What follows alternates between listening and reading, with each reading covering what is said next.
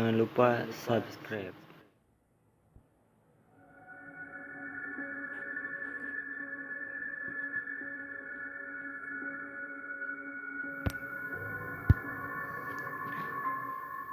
Assalamualaikum warahmatullahi wabarakatuh.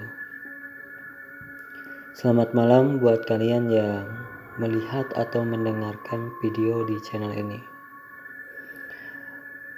Seperti biasa, saya di sini akan menceritakan hal seram dan misteri. Dan untuk cerita malam hari ini yaitu hantu suami istri tanpa kepala. Cerita horor ini kudapat dari kawanku yang bekerja di daerah Kendawangan, Kalimantan Barat beberapa minggu lalu. Perkenalkan, namaku Saparudin. Bisa dipanggil Udin, bukan Udin sedunia. Aku bekerja serabutan di daerah Kendawangan. Ini kisah nyata yang aku alami sendiri. Kejadian mengerikan yang aku lihat dengan mata kepalaku sendiri saat aku bekerja di sana. Cerita bermula ketika motorku menjejakkan bannya di daerah Kendawangan. Kira-kira waktu itu pukul 18.30. Karena samar-samar aku melihat jam dinding di warung yang aku singgahi. Di tengah-tengah percakapan dengan penduduk kampung, aku mendengar suatu cerita yang membuat bulu kuduku berdiri, yaitu sering munculnya hantu suami istri tanpa kepala.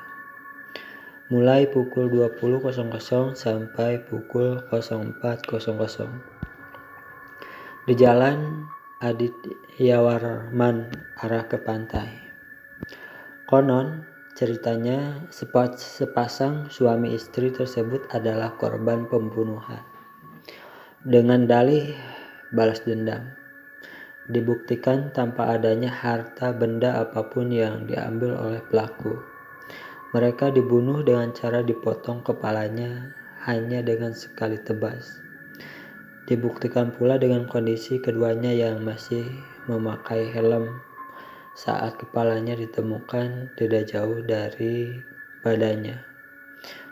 Koran Pontianak Pos, bulan Agustus tahun 2010. Mereka gentayangan karena ingin mencari pembunuh keduanya sampai sekarang. Karena keasikan mendengarkan cerita dan argumen tentang hantu tanpa kepala tersebut, gak sadar jam di warung sudah menunjukkan pukul 21.15. Sedangkan aku harus pergi ke pantai karena rumah temanku ada di sekitar sana. Dan harus melewati jalan Adityawarman, di mana disebut-sebut hantu tanpa kepala itu sering menampakkan wujudnya. Pesan orang-orang di warung, jangan pernah berhenti di tengah jalan yang dimaksud, apapun yang terjadi. Jadi aku pun mengecek kondisi motorku terlebih dahulu agar aman di perjalanan. Dengan membaca Bismillahirrahmanirrahim, aku pun berangkat dengan sedikit rasa takut. Jalanan begitu gelap, hanya penerangan dari lampu motorku saja yang menerangi jalan yang cukup sepi tersebut. 80 km atau jam kupacu sepeda motorku agar cepat-cepat sampai tujuan tanpa bertemu dengan yang gak aku harapkan.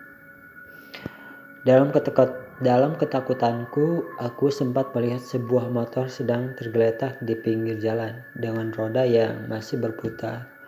Sepertinya baru saja terjadi kecelakaan. Maka aku pun putar balik ke arah motor yang jatuh tadi dengan harapan bisa menolong korban tanpa memperdulikan pesan dari orang-orang yang ada di warung tadi. Aku pun berhenti. Aneh, sepertinya tadi motor itu di sini. Kok nggak ada? Gumamku. Aku melanjutkan pencarian motor yang tergeletak di jalan tadi. "Tolong bang, tolong saya," dek kaget. Tiba-tiba aku mendengar suara seorang laki-laki minta tolong. Dengan jelas aku melihat orang itu duduk di rerumpunan. Belum sampai aku turun, aku mendengar lagi suara minta tolong, namun kali ini suaranya perempuan. "Bang, tolong saya bang, saya yang di sini." Suara itu tak jauh dari motorku berhenti. Aku pun segera turun dari motor dan mencoba menghampiri suara tersebut. Ternyata benar, itu suara perempuan yang kira-kira umur 45 tahun. Aku pun menolong perempuan itu dan membawanya ke orang yang duduk di rerumputan itu.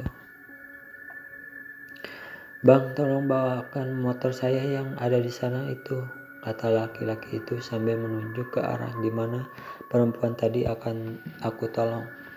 "Tolong sekalian bawakan helm kami yang ada di sana bang," kata perempuan yang ada di sebelah laki-laki tersebut.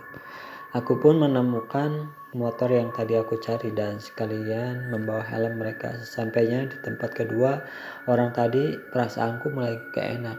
Kenapa tiba-tiba helm ini berat ya? "Bang, tolong pasangkan helm saya," kata laki-laki tersebut.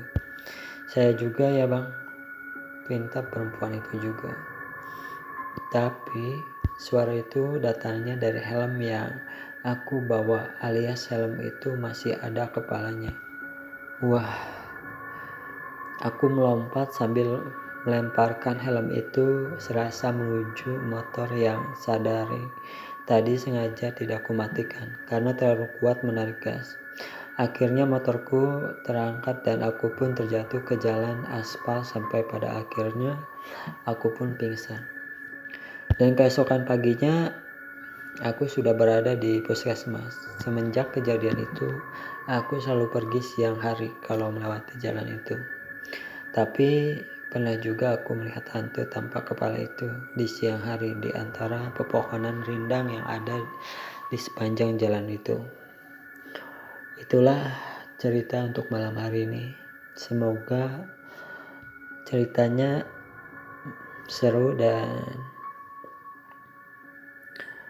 bisa membuat kalian bermanfaat. Tinggalkan like, comment, share, dan subscribe. Dan jangan lupa juga nyalain loncengnya biar gak ketinggalan jika ada video-video baru di channel ini. Terima kasih. Assalamualaikum warahmatullahi wabarakatuh.